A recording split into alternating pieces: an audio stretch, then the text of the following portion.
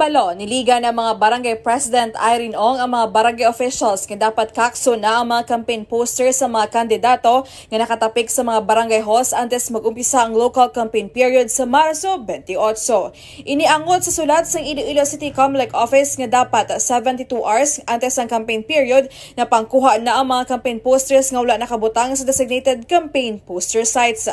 Nahibaloan nga natalana ang magpatigayon sa Operation Baklas ng Iloilo City Comelec sa palaabuton nga Marso 28.